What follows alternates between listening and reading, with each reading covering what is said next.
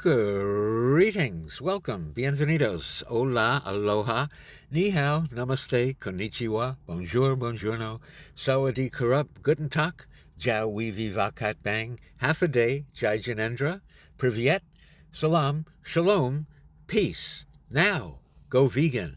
Peace how? Go vegan. This is Go Vegan Radio with Bob Linden, the voice of the voiceless, since 2001, the very first vegan talk show, presented by 501c3 educational nonprofit Go Vegan Radio at goveganradio.com. Thanks for being here. On today's show, coming up, we will speak to Shane Sarabia. He is the owner of Shane's Tamales in Garden Grove. Fantastic restaurant, great food. 'Tis the season for holiday tamales. We'll talk to Shane about tamales and the wonderful work that he does at his restaurant, the noble work of owning a vegan restaurant. We will also talk about the disgraceful work being done by Direct Action Everywhere. DxE, on behalf of animals and activists, will also examine why DxE and its founder, Wayne Hsiung, and their latest felony victim, now sitting in a furnished enriched battery cage, Zoe Rosenberg, why do none of them ever mention going vegan as a path to animal liberation? It is part of the plan. It is written by Wayne, the founder of DxE, in an essay that he wrote many years ago called Boycott Veganism, and we will take a look at that later in the program.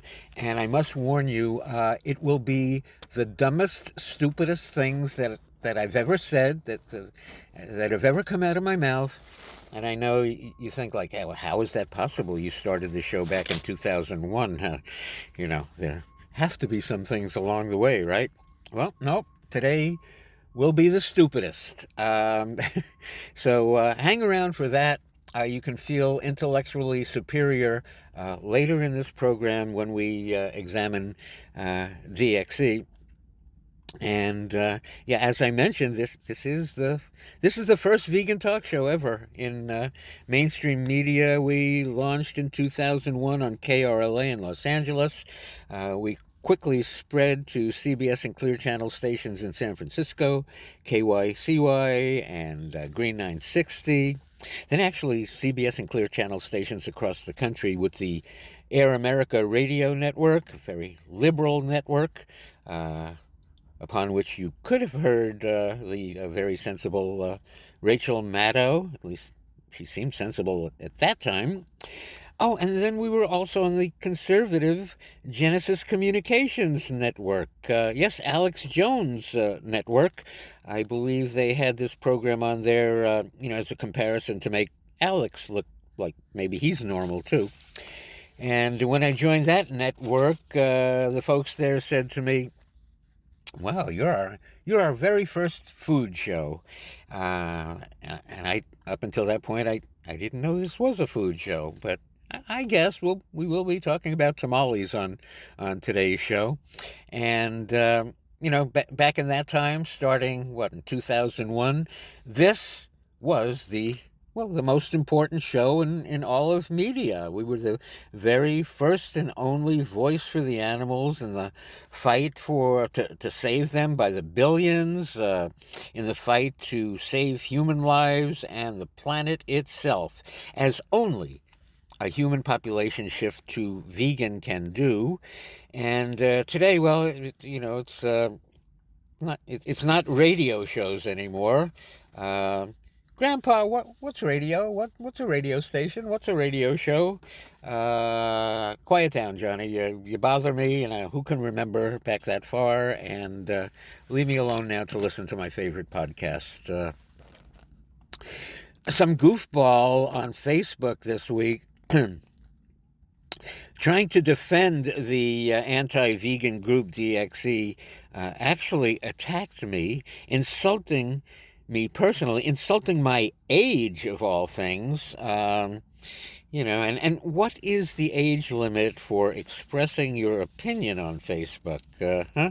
I don't know. And anyway, when this show started back in 2001, I'd say I was a very young man, and I was saying the exact very same thing as I say now when I'm senile. Yeah, I said, go vegan. It's the only way to save billions of animals who need us. The only way for people to prevent about 90% of the serious disease that they suffer, also the way to reverse serious disease, and the only way to save the planet. Very true. And I'm saying the same thing today, except like, oh, where's my Geritol, Johnny? Get me my Geritol here. It's wait a second. What what is Geritol anyway?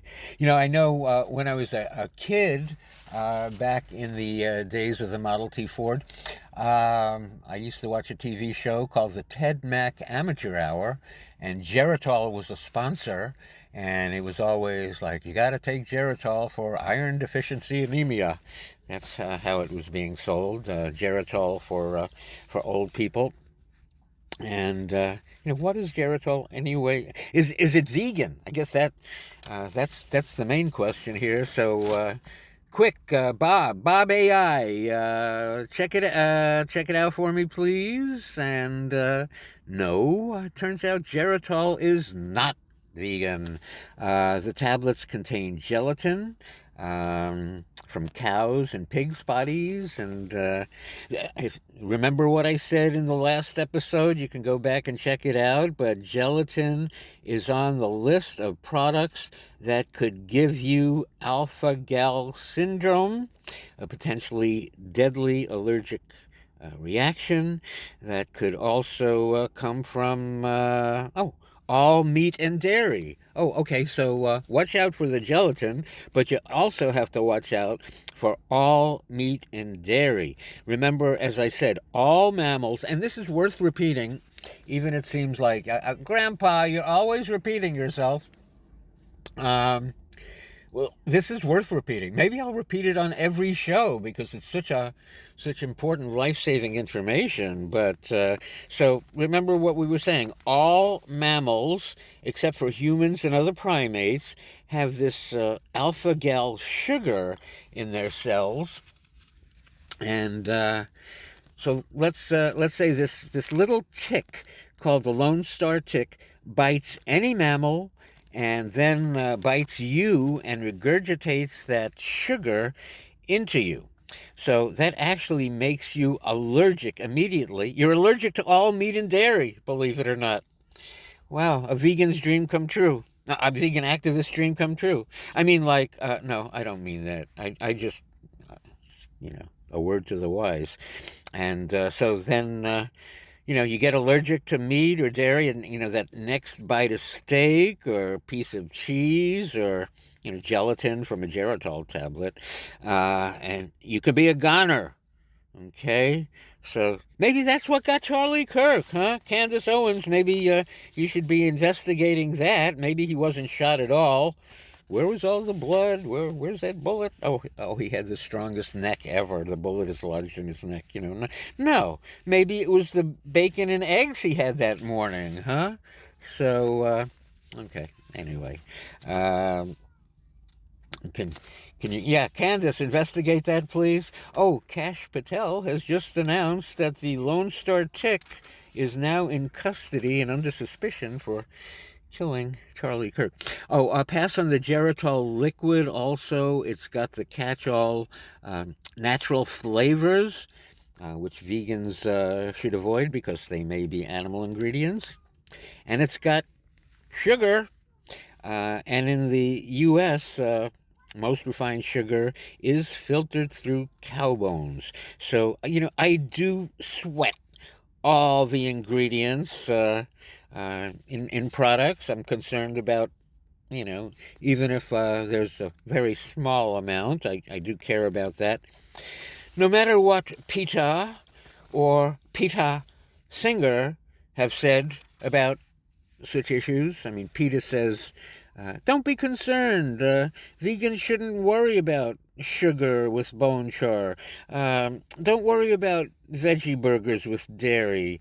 PETA has actually published articles like with the title, "Don't Worry About Small Amounts of Animal Products." Really? Seems a little inconsistent, huh? Just a small amount. It's just one meal. Yeah. And then Peter Singer, the author of Animal Liberation, which we all read at a young age and influenced us, but what happens to these people? I don't know. Maybe they get vaxxed. But Peter Singer says, hey, when in France, like, when if you go to France, like, you don't have a lot of vegan choices. So you might as well have a cheese omelet. So that's what he does. That's his excuse to break his, vegan purity. I'm in France. No vegan options here. Cheese omelet, please. And then even Melanie Joy and her hubby are okay with veggie burgers with eggs in them. So I guess that's carnist ovo. Would be carnist ovo. Who are these people? I don't know. Who is the animal rights movement? They all seem to be major obstacles to animal liberation, it seems to me. Which animal liberation, I do believe, can only be achieved by vegan action, vegan advocacy, and vegan activism. So, I mean, all of this seems like a psyop. Like this is like, even bigger than the Who Killed Charlie Kirk psyop, which is pretty amazing in itself. Speaking of Candace Owens, no, she didn't kill Charlie Kirk, but I would like her to investigate. Candace, the Lone Star Tick, check it out. That's right, Cash Patel. Cash Patel, check it out, Lone Star Tick. Oh, yeah. Oh, and the Lone Star Tick has just confessed to killing Charlie Kirk in a conspiracy with someone named Alpha Gal. We'll have to look into that, okay? I tell you, this here show obviously was the most important show in all of radio and all of media back in the day, and today, well, since everybody is a radio station, every Tom, Dick, and Harry has a radio show or podcast. Everybody's a podcaster. I will concede that Go Vegan Radio with Bob Linden is tied for number one most important podcast. I don't know with whom we are tied, but this show is certainly more important. Maybe not as entertaining as Candace Owens' podcast, but, where she seeks to find Charlie Kirk's killer, I seek to find Charlie Kirk's barber. Who gets a haircut like that anyway, huh? I don't know. I don't know. Well, I guess a haircut like that can attract Miss Arizona. Who gets a haircut like that? Oh, maybe Mark Zuckerberg gets a haircut like that. Charlie Kirk did say his favorite historical figure is Julius Caesar. So maybe he and Zuckerberg are the only ones who can afford the AI Julius Caesar barber to get the haircut that they do. And I only mention Candace Owens and Charlie Kirk because, it seems that mentioning them brings a lot of clicks, a lot of listens, a lot of views. So, I mean, what good is being the most important podcast if you're not also the most popular podcast, or at least more popular than we are now?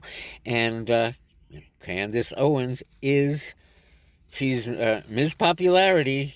I mean, she is. She owns the internet pretty much. In fact, I pretty much watch her every day, even if she is a religious hypocrite of the highest degree.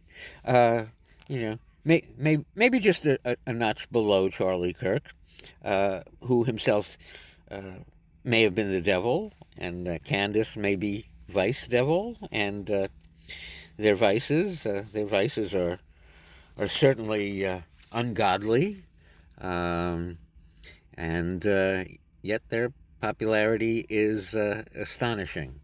And ungodly because they talk about how godly they are, um, yet don't seem to know Genesis 1:29, God's first commandment, to be vegan, but profits over morality, I suppose, but their popularity, Charlie Kirk's popularity was astonishing. Candace Owens is I mean, it's unbelievable. I mean, uh,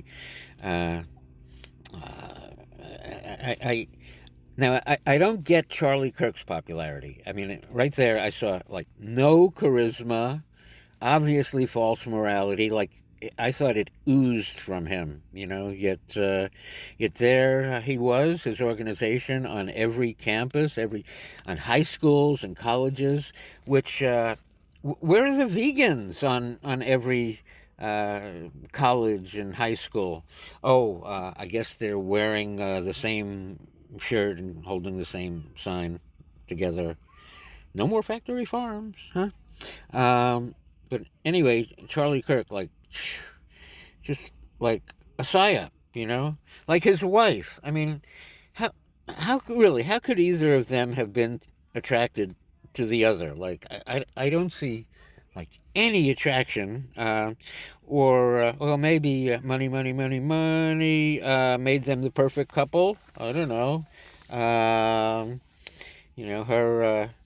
Whew, man, maybe her tears were the perfect hair tonic for Charlie's haircut. Like they hug, and yeah, Charlie has his hair tonic. Um, oh, no tears. That's okay. The wet head is dead. If you remember hair tonic commercials from back in the day when Ted Mack's Amateur Hour was on, we all were wearing greasy hair tonic, and then one day they came out, and said, "Hey, the wet head is dead," and that was the end of hair tonic. Um, anyway, Charlie Kirk and Candace Owens participate in the greatest psyop ever, which is meat eating, pushing meat. They have profited greatly from it.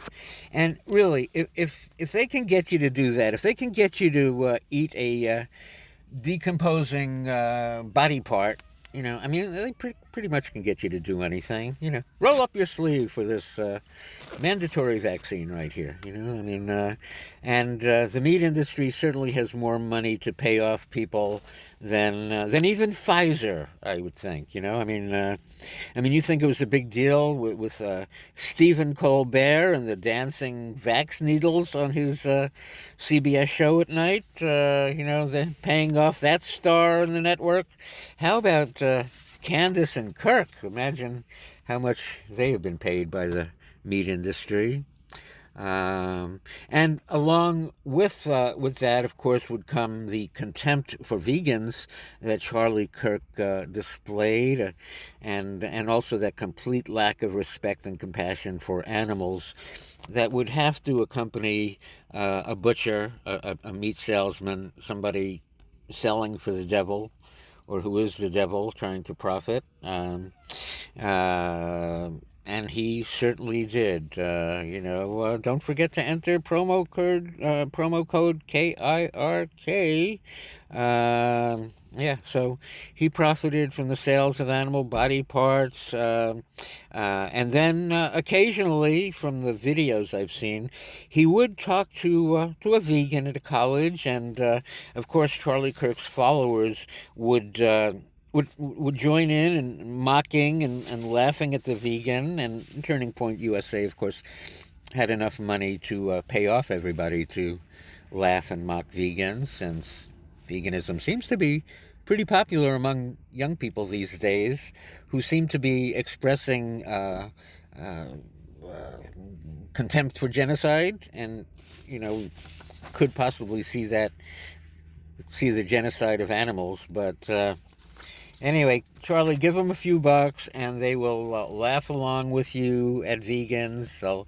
They'll join you mocking vegans uh, the way Charlie Kirk did. Charlie would say, and Charlie was known, as CK. Um, so Charlie would say, animals don't have rights. Does a dog have freedom of speech? Well, I personally do believe in freedom of bark, but okay, Charlie. He asks, can a dog get a driver's license? Oh, Charlie, Charlie. This is the great debater here, right? This is the brilliant master debater. Charlie, the master debater, the brilliant mind who wins every argument. Yeah. Oh, can dogs get a driver's license? Huh? See, a dog can't get a driver's license, so I win the debate, soy boy, he says. Um, and then he also has to say, oh, by the way, do you know that soybeans are the reason that men have lost their masculinity and the testosterone? And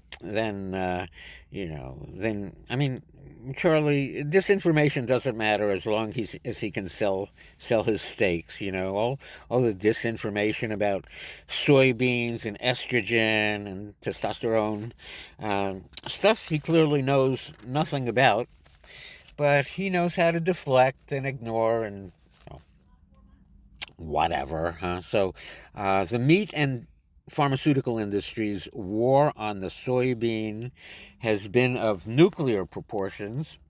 Really, what was horrible was that they started, by genetically engineering the soybean, to make it a poison. Genetically engineered soybeans, thanks to Monsanto. Here's a trivia fact for you. Who was the first person in California to be arrested protesting against GMOs? Thank you very much. I accept the award on behalf of myself. Or was I arrested for the cringe? I mean, maybe not as cringy as watching Tammy Faye Kirk dab her eye. Maybe I was arrested because of my chant, which was, we don't want no potato engineered by Monsanto. I was immediately in handcuffs after that. Yeah.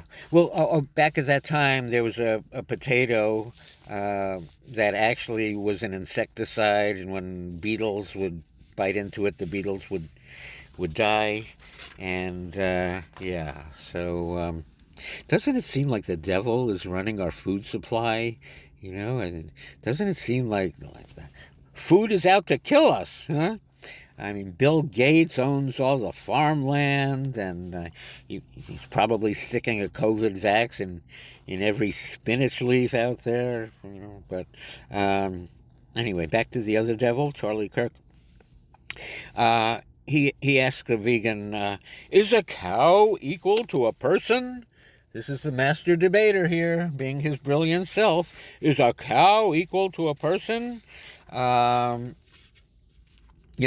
if we were to be truthful and not speciesist, we might actually conclude that a cow is better than a person.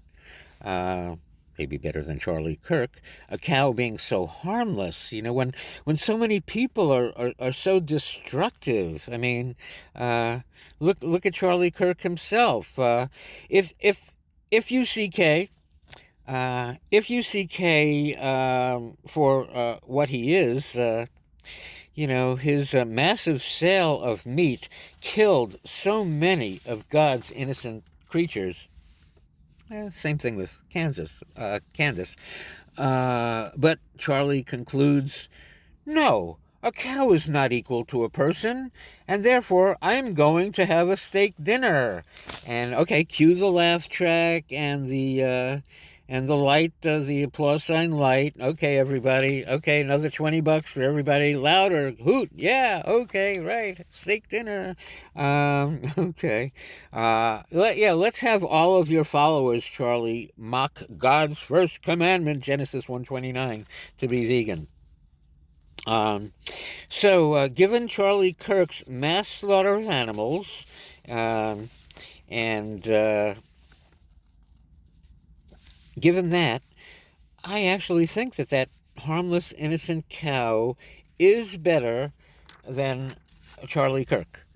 What did, like all of those cows causing all that pollution, using up all those resources, and then those poor innocent animals, having their throats slashed. I mean, all because Charlie Kirk was selling their bodies to a massive audience. So, and yet Charlie is elevated to sainthood, so that killing him, you don't even call it killing him, you call it an assassination.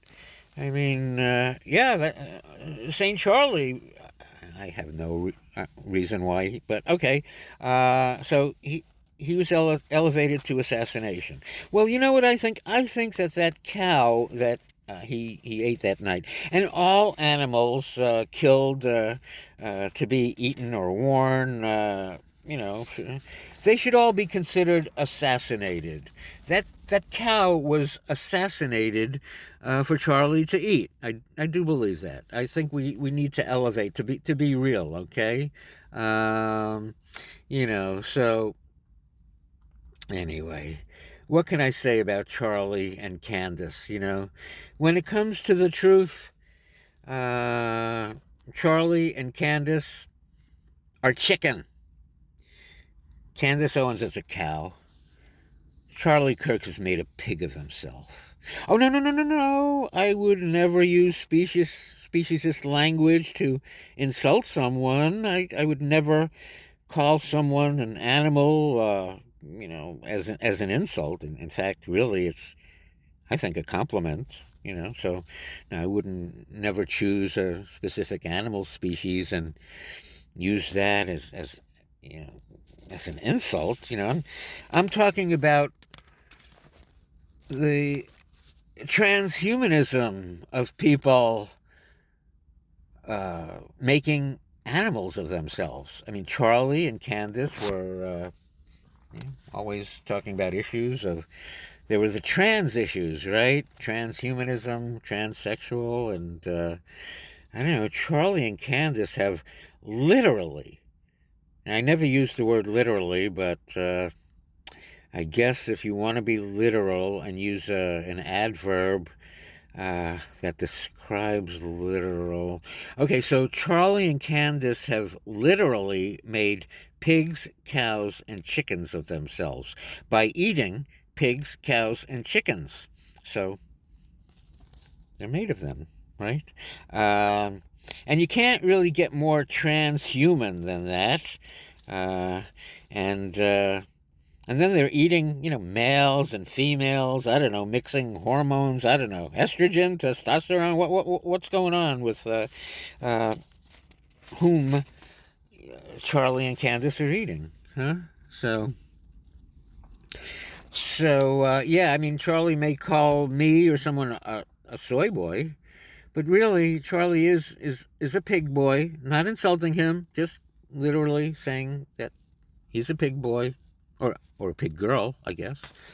He's a chicken boy or a chicken girl. He's a cowboy or cowgirl. So is Candace. But they sure are popular, huh? They're very popular and get paid well to spread the word of the devil. But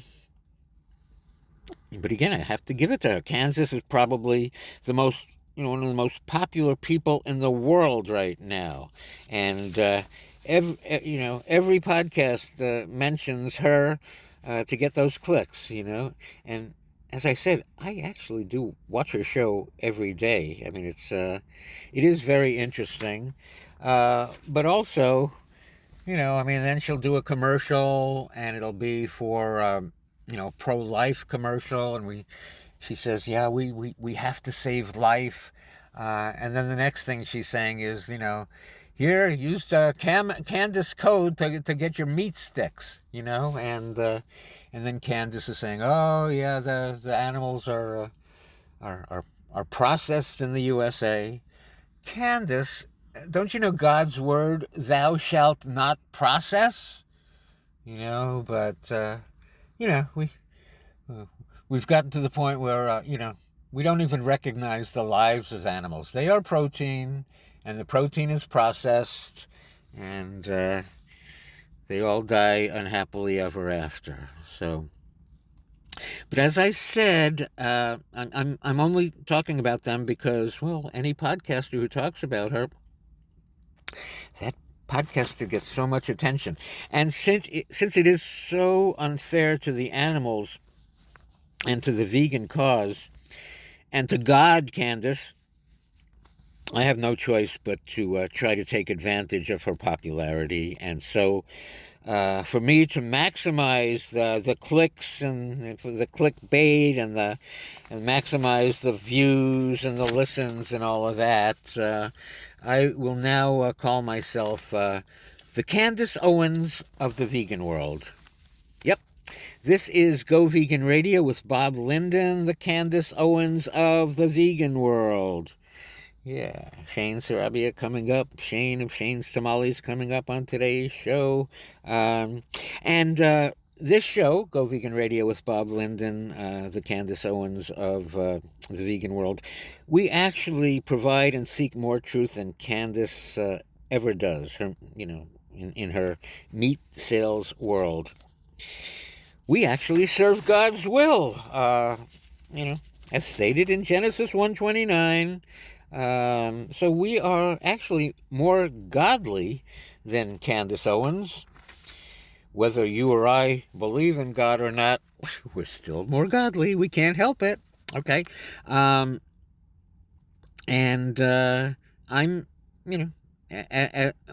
I, as the Candace Owens of the vegan world, am more truthful than Candace. So, as she dedicates herself to solving conspiratorial murders and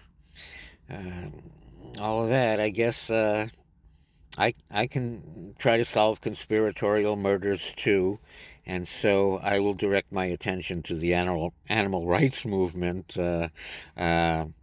which is pretty much as fake as Turning Point USA, and is definitely for sure guilty of mass murder.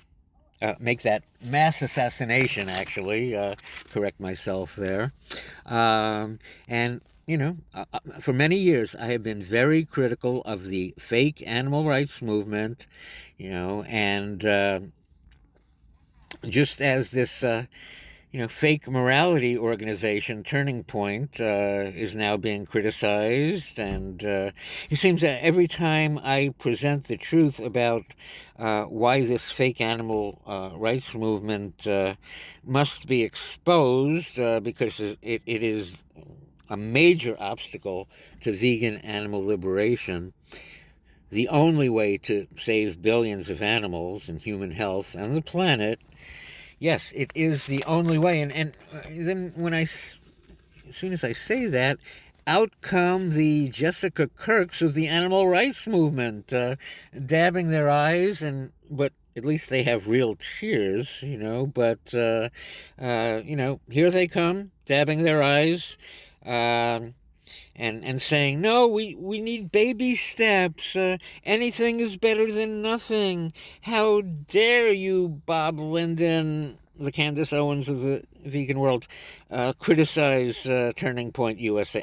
Criticize the animal rights movement, And then they accuse me. They say, what have you ever done except,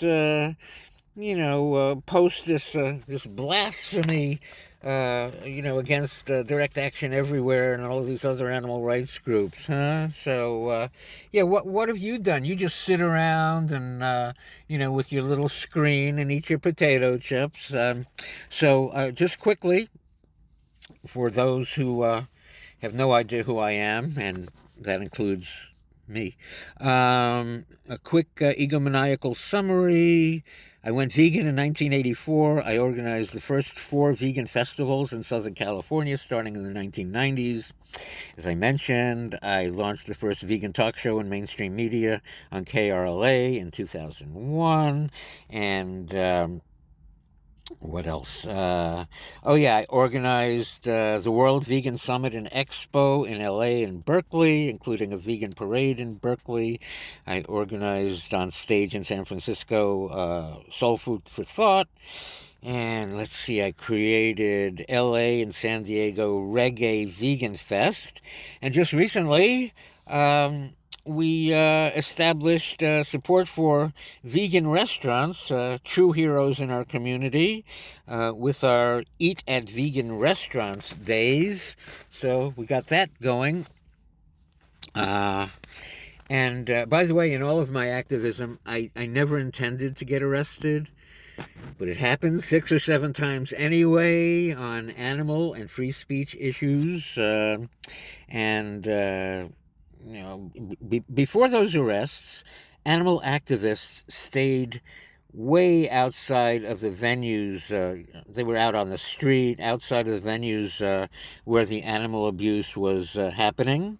We were never close to those venues, or we were confined to like a free speech zone, which was like, if we were doing something at the Honda Center, if we wanted to protest there in Anaheim, the free speech zone was like at the Anaheim Angels, the bullpen there at the ballpark, far away.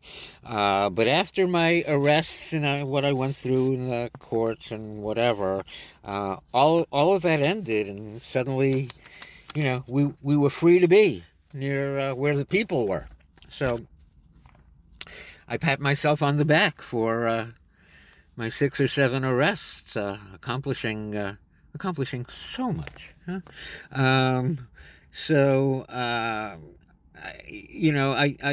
My belief is that we do have to oppose the meat, dairy, fish, and egg industries in whatever form they take, even as the PSYOP, which is the animal rights movement. So it's sold to us as an animal rights movement, but it's really an animal rights movement of mass animal assassinations of Holocaust proportions. And I do include many of the leading groups in this, including, but not limited to, the Humane Society of the United States, or whatever it calls itself these days, Mercy for Animals, Farm and its Animal Rights Conference. Yes, I say guilty on all counts. Farm Sanctuary, ASPCA, Humane League, Animal Equality, Farm Forward, Compassion in World Farming. Yes, sorry to say, even PETA. I am very sorry to say, because Ingrid Newkirk was the very first guest on this show back in 2001. But I don't understand why she has an endorsement. It's on the Bell and Evans website, the chicken killers, Bell and Evans, and there's Ingrid Newkirk thanking Bell and Evans for the way that it kills chickens, and talks about how great it is that we can do good things for chickens and for profits, which is insane. Okay. Oh, and of course, DxE is among these groups, and totally complicit. You'll know more why. You'll know why more coming up soon when I do talk about DxE and its founder, Wayne Hsiung's critical work called Boycott Veganism. I promise you, if you thought I've said anything stupid here so far today, or along the way since 2001, I guarantee coming up, it's the stupidest stuff I've ever said, because I am going to quote his essay. So, what can I say? It's a battle of good versus evil. It's a battle of truth versus deception. I mean, all of these groups that I mentioned, all of them in one way or another, or have, they've endorsed either promoting humane slaughter or humane meat, humane eggs, cage-free eggs, battery cages, furnished and enriched, then all the free-range, pasture-raised, grass-fed nonsense, regenerative animal agriculture, reducitarianism. Oh, eat smaller steaks. That helps the animals. Crate-free veal, meatless Mondays, which led to the greatest egg sales in 30 years, lab meat, which is a cruel slaughterhouse product, or assassination house product, sustainable seafood, right to rescue. That's pretty, the right to get all your followers thrown in jail, huh, Wayne? Then there were the Prevention of Cruelty to Farm Animals Act, ridiculous, Proposition 2 and propositions like it, all against the interest of animals. Now, some of us might have worked back at that time, we may have been duped, and, it's terrible when you're duped, you don't even want to admit it, so that's why when I talk about DxE, I get a lot of resistance from people who, like, I'm not duped, I can't be duped. So it's easier to go along with the lie than to admit you're duped and work against it. But, back in the day of Proposition 2, you know what the fight was? The fight was that chickens only had 8.5 inches by 11 inches of space. And we were fighting for them to have 12 inches by 12 inches. Hey, an animal rights victory right there, Proposition 2. And then, but it was sold to us, with the heartbreak of, can't these poor chickens at least have enough room to spread their wings? And then, people passed it because people, care about animals. Everybody loves animals and should go vegan because of it. But also, they don't mind getting an excuse like, Proposition 2 was passed. Chickens have it good. We can keep eating our wings, right? So it was a pretty crazy thing. That was the fight, from 8.5 by 11 to 12 by 12, and and then the egg farmers, the chicken killers, they said, well, we don't know what that means. Does it mean like one chicken at a time can spread her wings, or all of them in the cage? Do they have to? Nobody knows. We're not doing anything. Nobody's enforcing anything. HSUS thanks you for your donation. Also, more of the bogus hoax campaigns from these fake animal rights groups include the 5 freedoms of animal welfare, which are totally unattainable. I mean, it's so ridiculous, the better chicken commitment, eat this chicken, not that chicken. And then there have been actual partnerships, like with United Egg Producers. Most of these groups were in a partnership with United Egg Producers that the chairperson of United Egg Producers said saved the egg industry. So you can thank your animal rights movement for saving the egg industry when everybody back at that time of the partnership changed positions against battery cages, and then decided they were for battery cages. And then, you have Mercy for Animals, which totally reversed its position and is so wealthy. I mean, it's gotten like $30 million from the Open Philanthropy Project to promote cage-free eggs, which it used to oppose. I mean, considering that every baby chick is ground alive just after birth, every female is mutilated, harshly imprisoned, and killed. That's an animal rights victory too, isn't it? And then the other bogus campaign going on right now, continuously for forever, because it's also impossible to attain, but sounds good and looks good on a sign or a T-shirt. That is No More Factory Farms. Really? No, don't mention going vegan, and don't mention, like, how do we get rid of factory farms if everybody doesn't go vegan? Well, we can't mention vegan. So then what happens if there are no more factory farms? Well, DxE proposed Measure J in Sonoma County, which basically replaced factory farms with factory farms.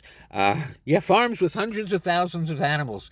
That's what we're supposed to support now, so that Zoe Rosenberg, when she gets released from jail, she'll have plenty of animals to rescue. Any other hoaxes that I forgot? Oh yeah, non-vegan vegetarianism. That's a good one, right? Right. I'm a vegetarian. I had a cheese omelet and a glass of milk. Crazy, huh? Non-vegan vegetarianism, another hoax.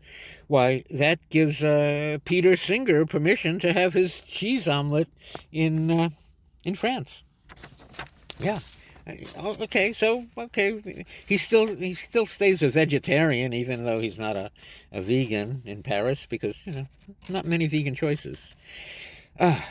Okay, and then people, they're yelling at me. It's like, oh well, you don't do anything. You've never done anything, and what would you do instead of what they're all doing now?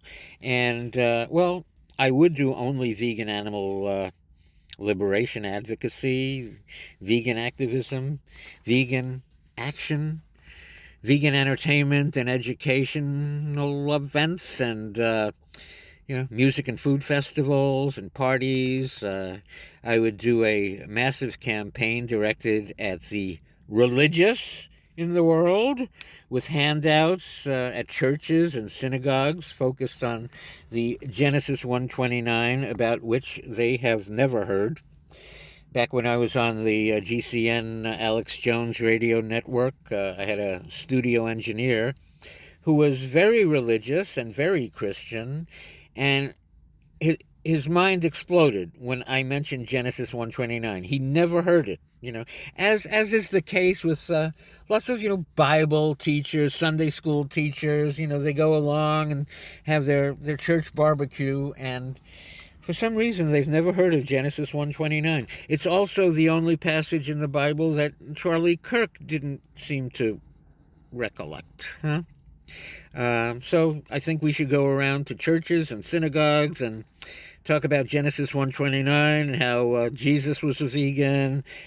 We need to expand the vegan dog and cat and ferret food market.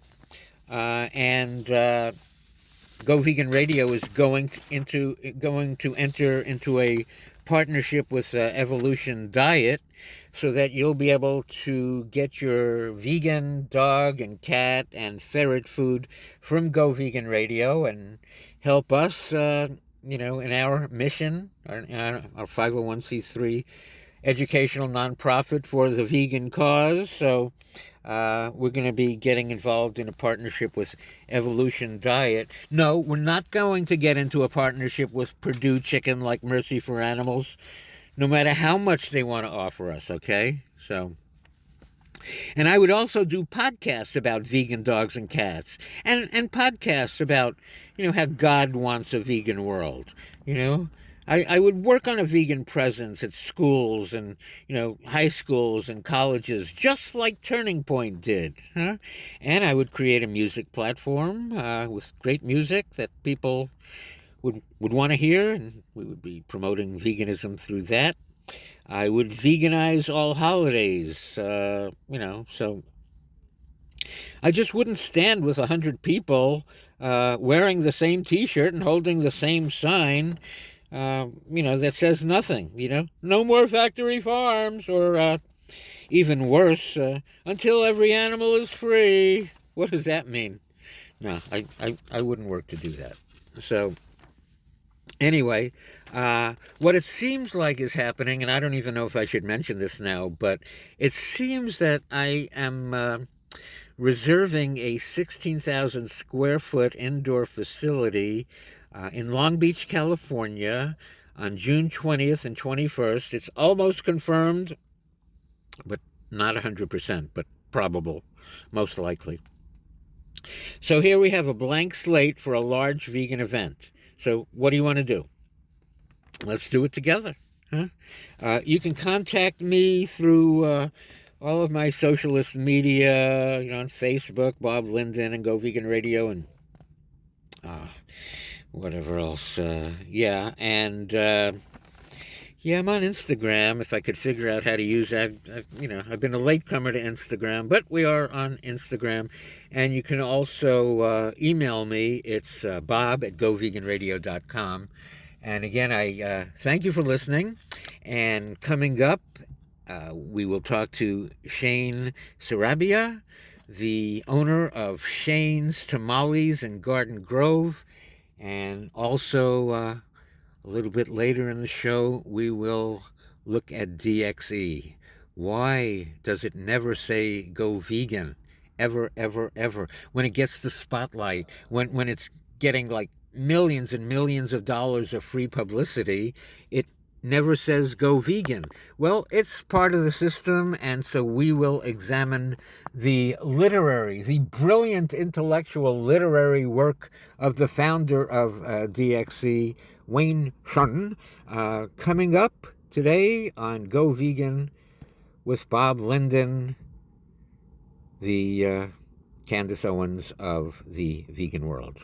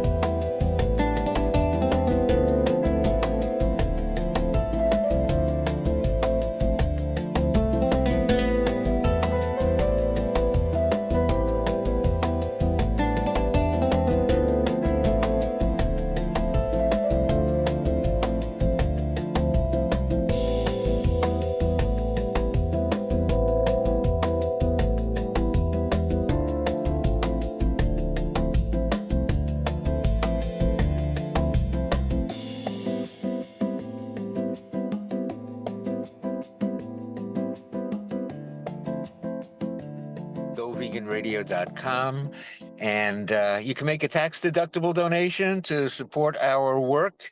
We are the very first vegan talk show ever, started back in 2001 after we organized the first vegan festivals in Southern California, and here we are, many years later. Very happy to be bringing the vegan message to the world, and as you probably know, we very much support vegan restaurants. We think that they are the community treasures, and the people who own and operate vegan restaurants are truly heroes, because they give us a very important choice and alternative. And we just had our Eat at Vegan Restaurants days, and all we asked the people was that they eat at vegan restaurants. And one of the participating restaurants who said, "Hey, you know what? We'll donate 10% of one of the days of Eat at Vegan Restaurants days to Go Vegan Radio." And that is a very hot spot in Southern California right now. Very hot restaurant called Shane's Tamales. And that's on that very magic corner of Chapman and West, a little shopping area that happens to have three vegan restaurants and one vegan market. Actually, some months ago, I went into Earthly Market, which is the vegan market there, and she said, have you tried the tamales next door?" And I said, because next door used to be Sub Vegan, which was a submarine shop, and Sub Vegan, I believe, is in, there's still one in Costa Mesa. And I said, "Well, is it vegan?" And she said, "Oh yeah, totally vegan." So it was like, what? So I was there, and now we have here with us Shane of Shane's Tamales. How are you doing today, Shane? Hello, I am Shane. I am doing somewhat well. I'm well. How about you? As good as can be. So, Yeah. tell us about your, well, what about your relationship with tamales? Like, what was your interest? What's your past? What brought you to create a vegan restaurant, a very popular vegan restaurant, Shane's Tamales? Like, tell us about your history with the tamale. Well, I grew up in a Mexican house. I am first generation Mexican. uh, or second generation. I'm not sure how it works, but my parents came from Mexico in the mid 70s. So I grew up around that culture, right? I'm still part of that culture, or this culture. But I grew up in the kitchen with my mom, always kind of like eavesdropping, trying to see where I can get my hands in. At the time, obviously not vegan when I was a kid, but fast forward, I became vegetarian in 2004, and we have a group of friends. Most of us were vegetarian. A good part of that chunk was vegan, and we had decided to do like a friendsgiving. This was back in 2009, and I had never really made vegan tamales before that. But I was like, you know what? I'm gonna try to bring vegan tamales. It was around Thanksgiving, so I my mom kind of helped me. I got a call. I'm Yeah, sorry. I got a call. I was getting a call. I see. Okay. Well, I I don't know if still you try want to call. everybody. I don't know if you want everybody to listen in on your call, but we're here. Okay, no, no, I just don't know if the call was intercepting with the microphone. Um, but what was I saying? I lost my train of thought. Oh yeah, so wait, did I? Yeah. So I decided to try and make tamales, and my mom I kind of talked to her for some pointers here and there. So we kind of made them in the kitchen together. I mean, I was in the kitchen here at home making them, and my mom was kind of helping me, while she was in the kitchen doing her stuff. And I took them to our Friendsgiving, and they were, I mean, everybody really liked them. So we had a couple Friendsgivings after that. I mean, the maybe the year or two leading, I mean, following it. So every time we had Friendsgivings, I would always just make tamales, and every time I would bring them, I was kind of like, I was working on the recipe here and there. So they aren't, at the time, this was back in 2009. It wasn't what they are now, but that was like the initial footsteps of getting into making vegan tamales. Okay. So among friends, and they were pretty popular, Yes. um, and actually, the tamale. Well, do you know the history of tamales at all? Are you familiar with with anything with I can't give you uh, a historian view of tamales. I mean, I know a general sense of the pre-Hispanic tamale, pre-colonial tamales, and they do date back to before any Europeans had settled into the land of the Americas. But there were a lot of people making some form of a tamale in different parts of Latin America, especially in Mexico and Central America and in the Caribbean. Um, so they date back hundreds of years before before any colonizers had come into the Americas. yeah, But from what I I know in understand. Mexico, I mean, in Mexico, it was seen almost as like an energy bar. So they would make tamales in a way to preserve a lot of, a lot of, I think, protein and meats and stuff like that. And they would make them because once they were steamed or cooked, or however they were cooked at the time, they could store for a while. So so they could take them out into the field to maybe if they were battling or something, or they just went and go home for a couple of days. So it was an easy travel energy bar. Ah, okay. So I asked my friend AI the same question, and he said that tamales go back to 8,000 to 5,000 BC. So they are Okay. really an ancient, diverse culinary tradition, as you said, in Mesoamerica. So Mayans, Are they talking Aztecs. about tamales or are they talking about meat? Yeah, talking about tamales. Because Yeah. I feel as ancient as the tamale, I guess.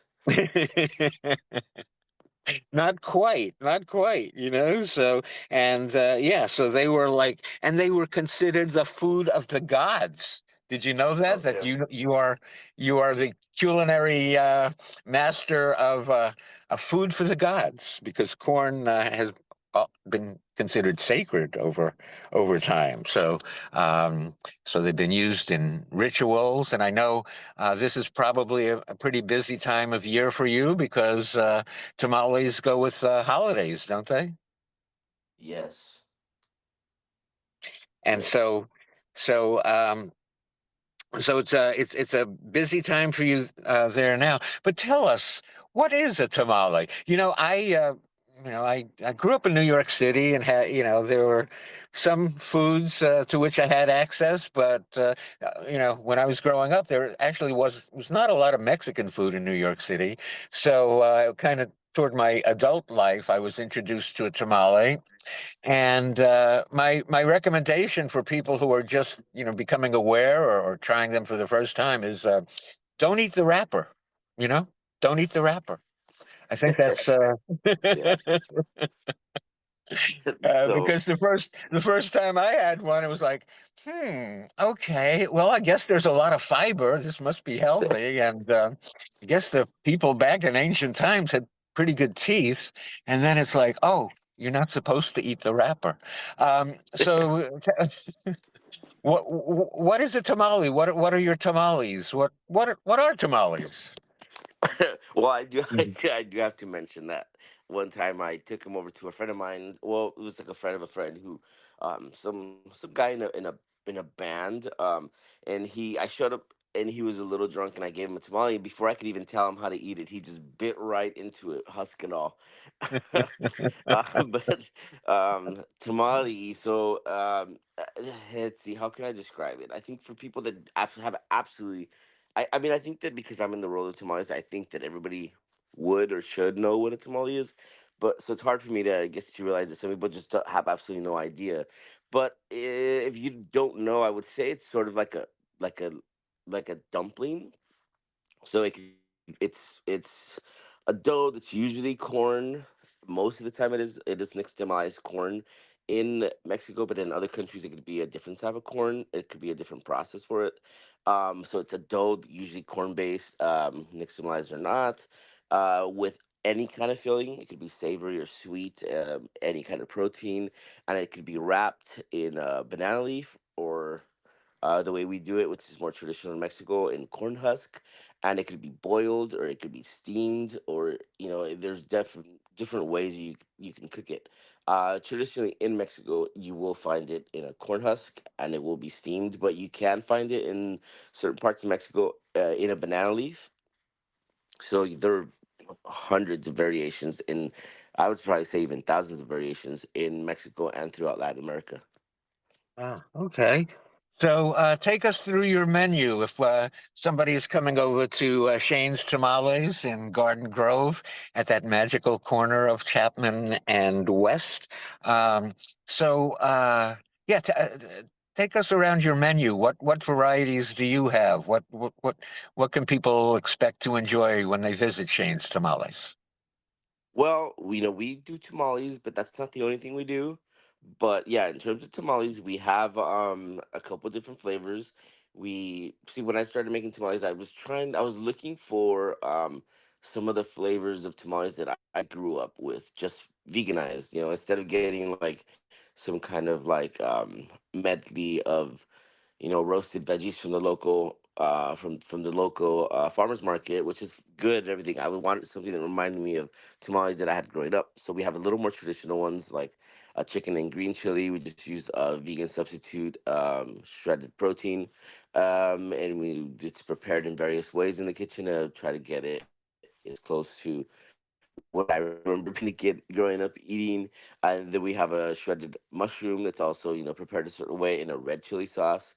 And then maybe not as like quote unquote traditional, but still in line with those Mexican flavors. We have a bean and cheese with roasted peppers. It's kind of our take on the cheese and rajas tamal, which is cheese and roasted peppers. We just add refried beans, which I think kicks it up a notch. Hmm. And we also have spinach and cream, which is just chopped spinach with cultured cashew cream that we culture in house. So it's like a Mexican sour cream, just a little saltier. And we have a sweet tamal, which is a pineapple with date and pecan. Traditionally, in Mexico, you'll find pineapple or sweet tamales. You'll find them with raisins. So it'd be like pineapple and raisin or strawberry and raisin. I think the raisin is too bitter in the tamal, so we just swap it out for chopped dates. And I like crunchy bits in it, so we added some chopped pecans, and it just seemed to work. So Yeah. those are the five flavors of tamales you could find. That's fantastic. So I've been coming over to your place and I've been enjoying the I guess savory tamales. Last time I was over there, I did get the pineapple and date, and I love that. Your hot sauce has it's very caliente as far as my taste goes. So let me warn people: Yeah. don't eat the husk, and you know check out the hot sauce before you pour it all on. But I found that the combination of a little of the caliente hot sauce along with the sweet, the pineapple and date was fantastic. So I've loved everything that I've, Ah, yeah, yeah. okay. I So never thought about that. it was fantastic, But I have to go, and I kind of like spicy, but I feel like you give us a little container of, fire, basically. Now, I don't know, do people react that way? Do they feel it's a very hot sauce that you have, or, and then you also have mild, Well, but yeah, the hot sauce is a bit of a funny story too. I don't know, it's subjective. I mean, I think a lot of people come in, and I don't know if sometimes people wish they could, or they want to believe that they can handle more heat than they actually can. But most of the time, people that say they can handle heat say it's spicy, but not crazy spicy for them. And there are some people that come in saying they can handle heat, and then it's a little too spicy for them. I actually got a better review the other day because they said the spicy sauce was too spicy for them. But the thing is, all our tamales used to be a little spicier. They used to be more spice in the salsas. So like the green salsa that goes into the green chili tamales have a lot of jalapenos. And before we didn't de-seed them or devein them, so they would just be roasted and it'd be blended together. But as we started making more and more tamales for people, we had to make them all mild to try to suit everybody's palate. So I thought, okay, shoot, if I can't make any tamale spicy, then I have to make a really spicy salsa to contrast that, or just to replace something that I liked really spicy. So that's how mhm. that came about. Yeah, yeah. So, my recommendation is go easy, try a little of it, and if you want more, you can always add more.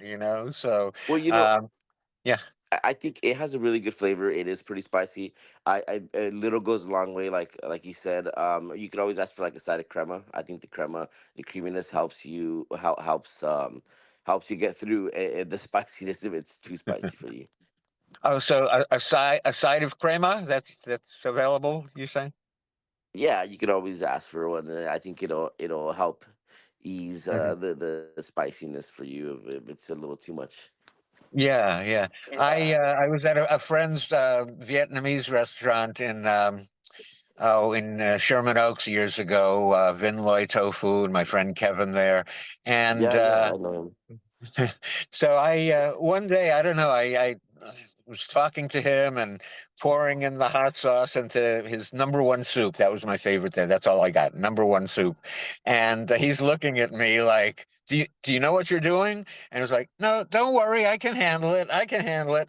And I tried the soup and my head exploded. I mean, he's to this day he talks about like, how crazy it was that I put so much hot sauce in. So I go back there now and I go like, okay, you can make it light spice, and I'll add more as I go along. So, um, and so you say your menu has other items other than tamales?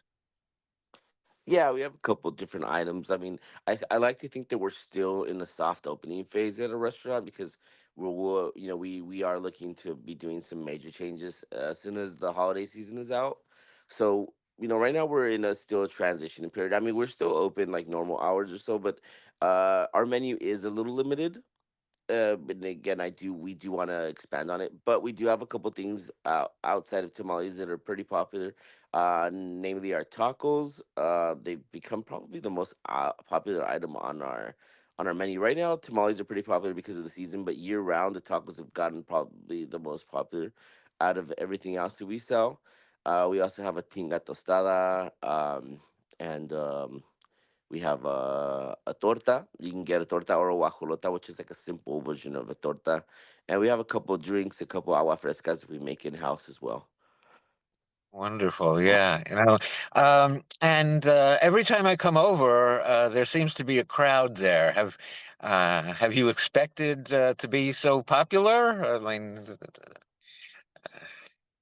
Well, I mean, it is welcoming. And maybe it just happens that you get the luck that every time you come, there's a crowd. Sometimes, it could be a little chiller.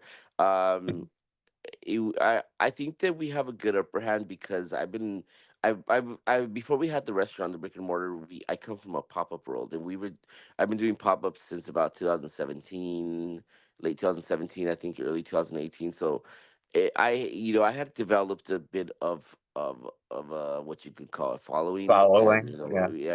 I was doing about 4 or 5 or 6 pop ups a week, in the years leading to the restaurant. So that kind of gave us a little bit of an upper hand, and the vegan community is strong and growing. So if there's something popular, the word's gonna get around, and people are gonna travel, and people will travel from one end of a different county, let's say Orange County, and they'll go all the way up to the valley or something like an hour and a half drive for a restaurant that they heard about, which doesn't happen a lot in the outside of the vegan community. So that helps a lot for sure. Yeah, definitely. How long has the restaurant been open now? Well, we've been open. It's kind of hard because I never, I don't remember the date that we actually opened the door the first time. But we started happening, I think, soft opening hours, I think in late August. So it's been a little over a year now. Fantastic, yeah. And do you have unusual hours at times? I mean, I think you mentioned one day that you were open late, or like what's your Yeah, right now, schedule? well, we are open 6 days a week. We're closed on Monday. Tuesdays is our shorter day, which that's the day we kind of try to catch up on prep for the week. We're open 2 to 9 on Tuesdays, and then every other day we're open at 11 a.m. until 10 p.m. But Friday and Saturday it's until midnight. Until midnight. So, Friday and I mean, that's Saturday. That's incredible and fantastic news for vegans who want to grab something late at night. So till midnight. What days? Friday and Saturday, 11 a.m. to midnight. That's wonderful. That's yeah, and you are doing a wonderful service to the community by offering the alternative. I know that traditional tamales could have meat in them, and I think they're also made with lard too, right? In Mexico, traditionally they are made with lard. Okay, so you are offering a very important alternative, and are tamales like labor intensive? Does it take a lot of work? I mean, I really admire restaurateurs because like it seems like a lot of work, and really appreciate that. Is it a lot of work? Yeah, yes, it is. I mean, I guess like I haven't thought about it much because we basically have a production company in a production company, or I don't know why I said that, in the kitchen. So there's always something being prepped for it. But if you were to start from scratch, it would be pretty laborious for sure. Hmm. Yeah. So great, and then are you still doing pop-ups at all, or? I still do a couple pop-ups here and there. Although we've scaled it down to focus a lot more on the kitchen in the kitchen. But also there aren't as many pop-ups happening over the last, like, I'd say 8 months or something. Most of the bigger ones have kind of gone away. There were a couple big ones, one in the Valley. There was a couple in LA, and even in the IE, and they're just not happening as much. But we still do at least one a week, or maybe about three or four or five a month, sort of. Once we get a little more situated, and maybe springtime comes around, the more pop-ups start happening. If we're a little more situated in the kitchen, then we will be going back to a pop-up schedule semi-permanently. Hmm. And where are your pop-ups now? Well, right now there is one that we do that's on Tuesdays at a brewery called Everywhere. So my friend runs a page called Roots Rhythm and Eats, and through that page, she we promote some pop-ups. With the help of us, me too, but it's mainly her.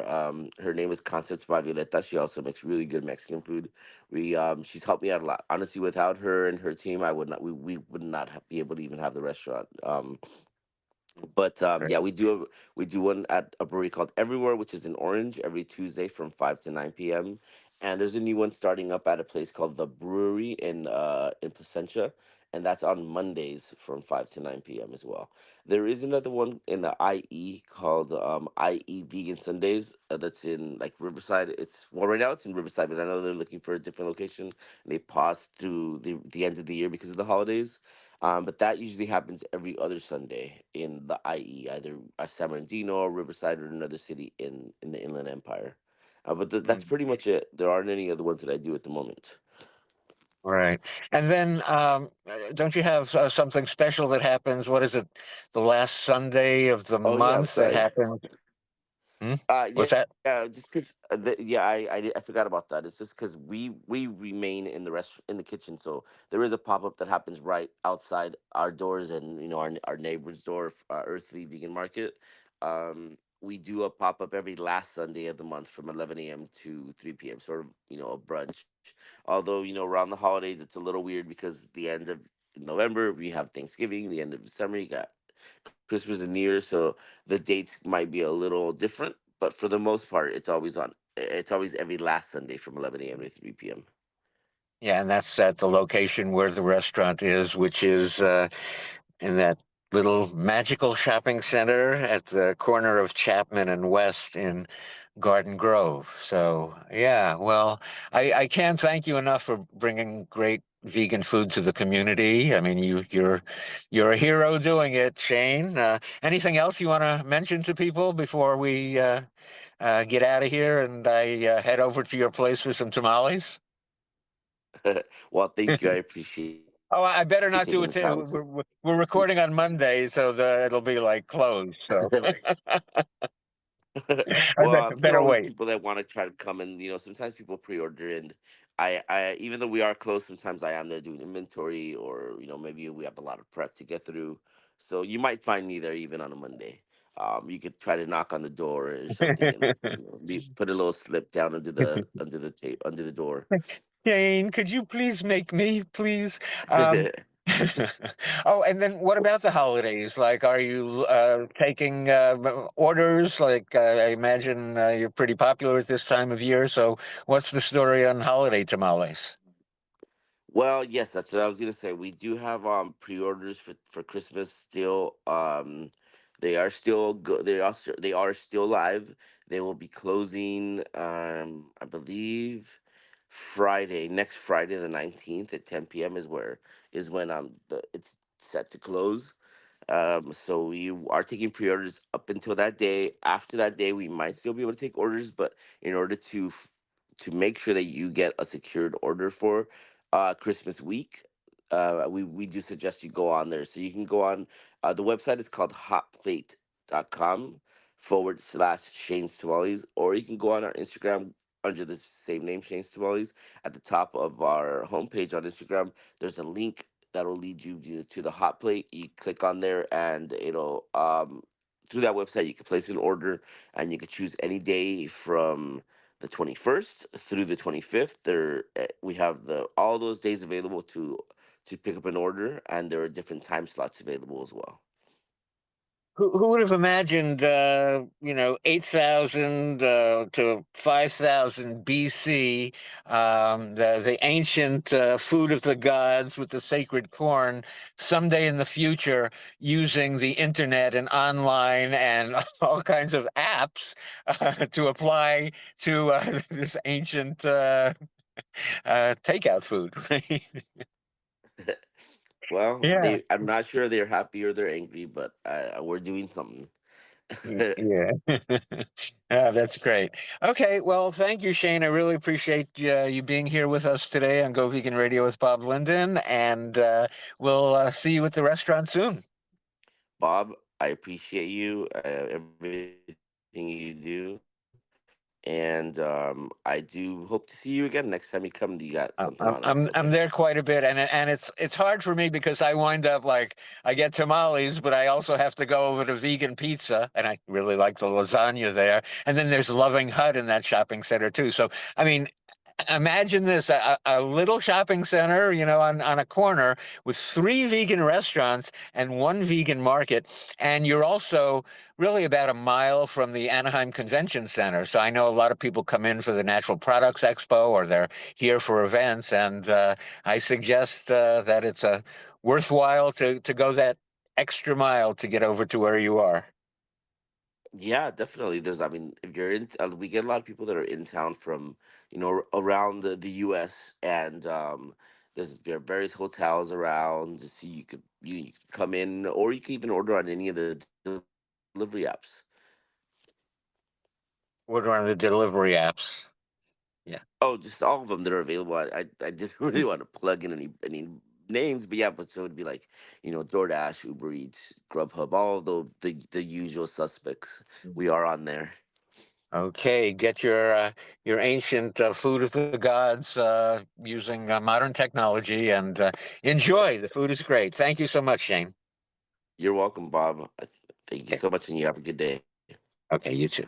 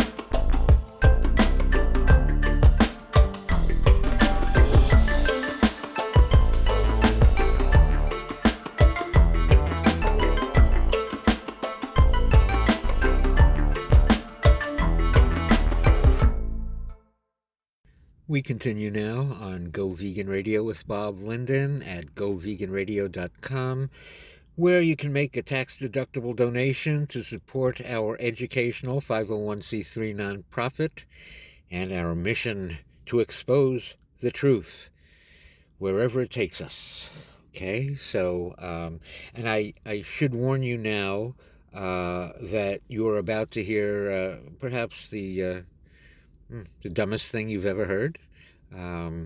Now, I know there are people out there who are saying, "Well, no, what are you talking about? We've listened to many episodes of your show." So, no, no, no. Today we are going to the depths of stupidity, like mind-blowing stupidity, as we answer the question, why don't DxE, its founder Wayne Hsiung, and their latest felony victim, now sitting in a furnished, enriched battery cage of DxE's making, why do none of them ever mention going vegan to the public as the path to animal liberation, saving billions of animals, including human lives, and in fact all life?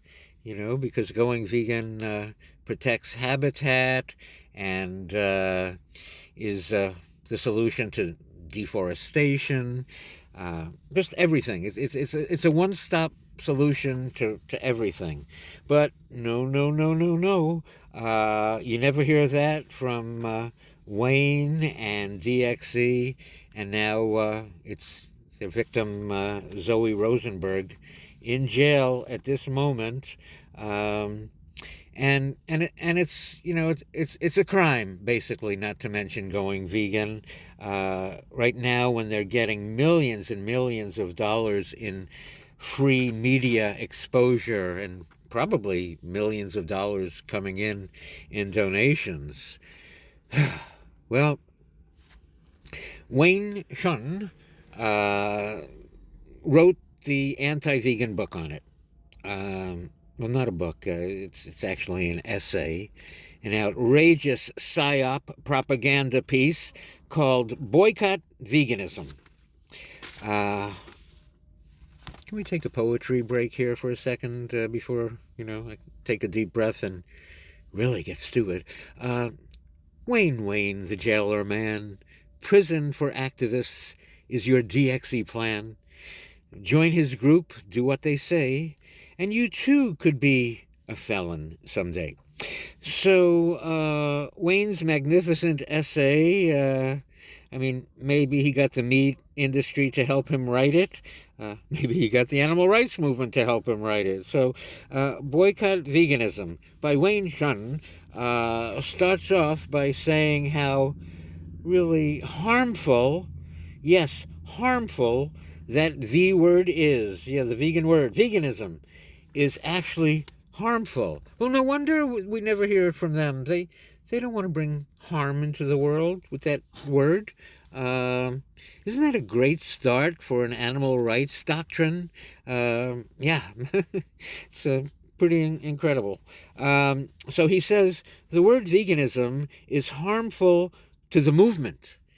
What movement? What, the animal rights movement that I just mentioned, with all of its animal killing hoaxes and campaigns? What is a movement anyway? Like, it's I don't know, different people doing different things at times. But okay, I guess Wayne speaks for a movement.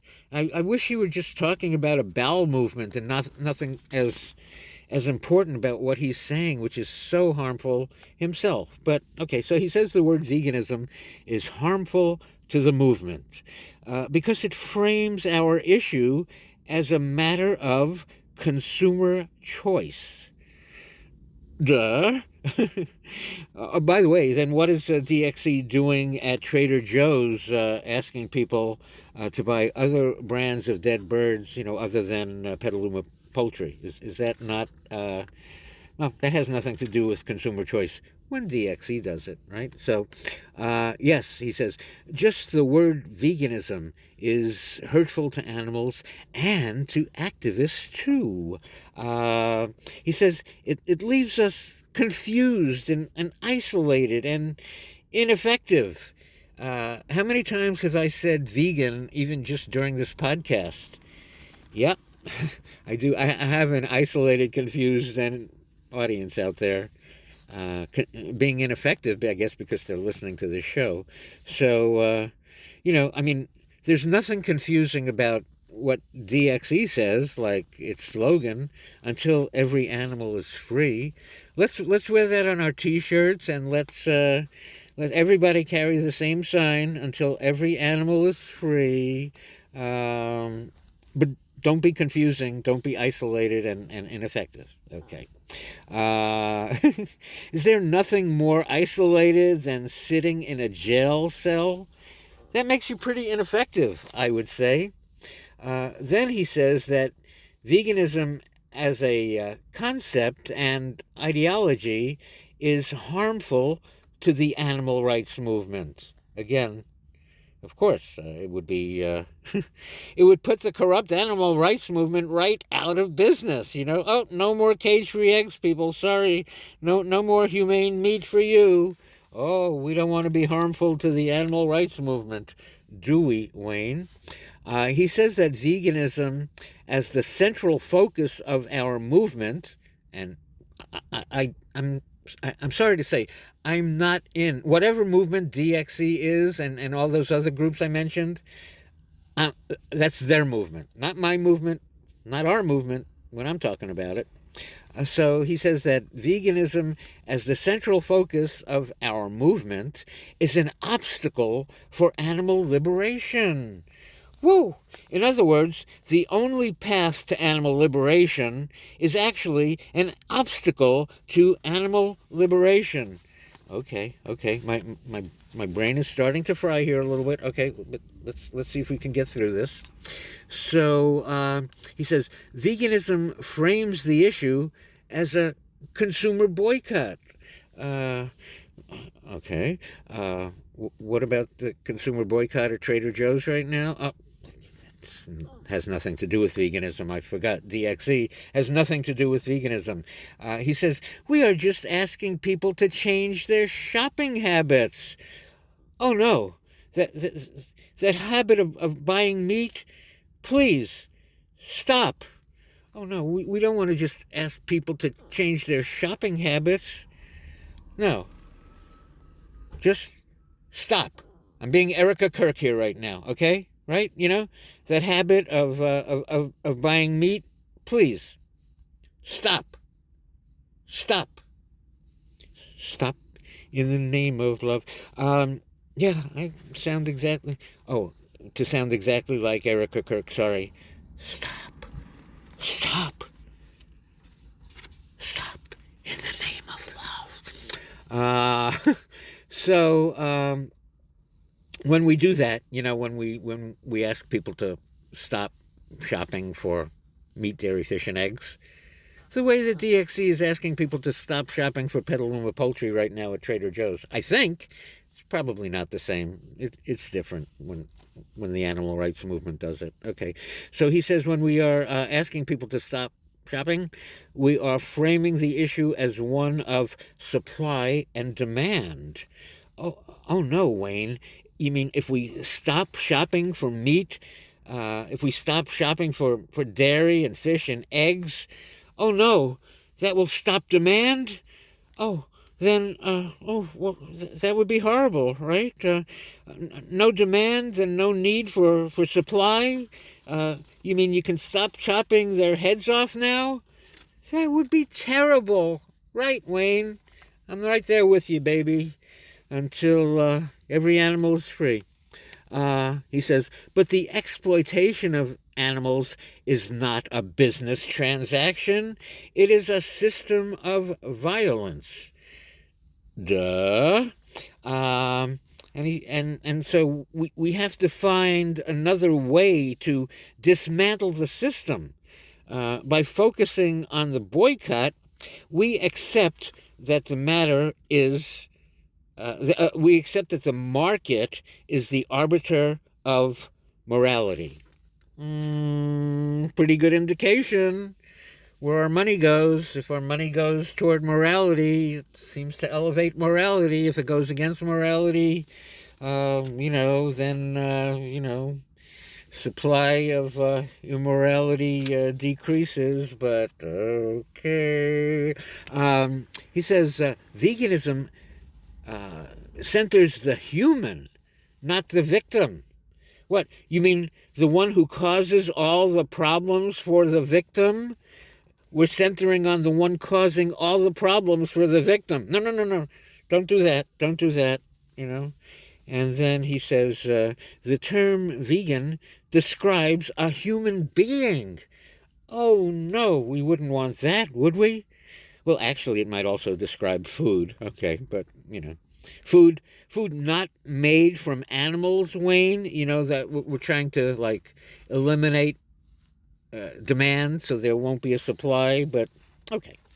Vegans tend to do that. And then, you see the word vegan on food labels, you know it's safe. I don't know. You don't know if it's safe if it says plant-based, but okay. Okay. All right. So, this is so shocking. I mean, really, I can't believe it so much. It's like I have to look at this again here. Oh, veganism centers on the human, not the victim. Okay. All right. Okay. My head is starting to explode. Okay. And he says, when we make being vegan the goal, we turn the movement into a club for pure humans. Really? Okay. So he says, yeah. When we make being vegan the goal, we turn the movement into a club for pure humans rather than a force for oppressed animals.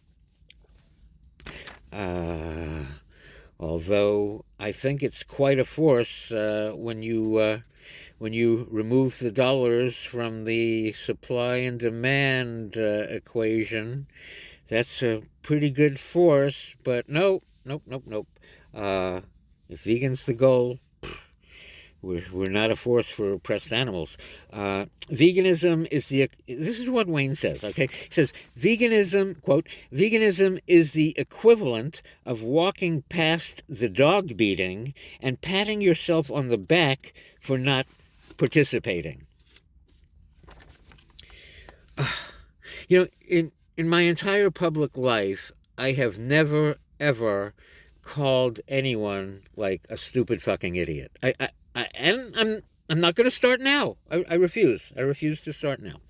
So what does Wayne say next?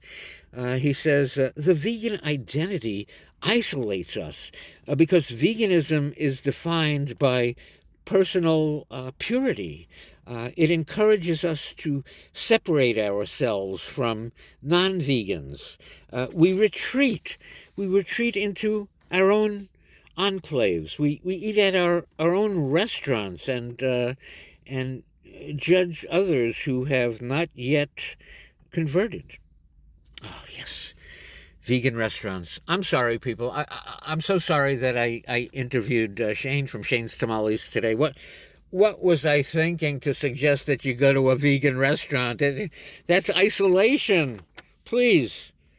All these vegan restaurants. Oh, that campaign we just did to eat at vegan restaurants days.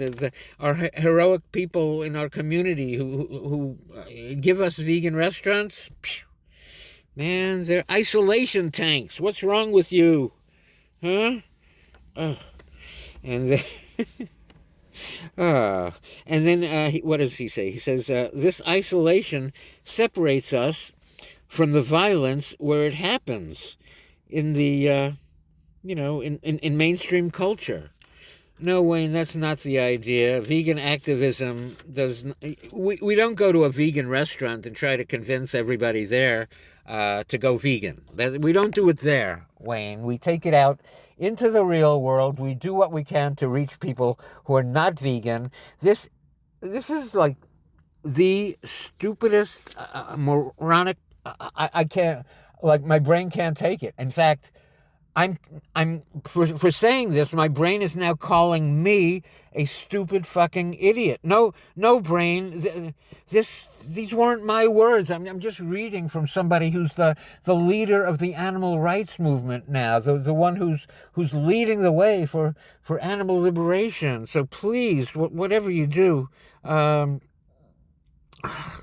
brain, no, it is not okay. I have to stop. I have to stop. Okay, I can't take it anymore. I think I'm a stupid fucking idiot for saying all of this. Excuse me. And I apologize for saying that.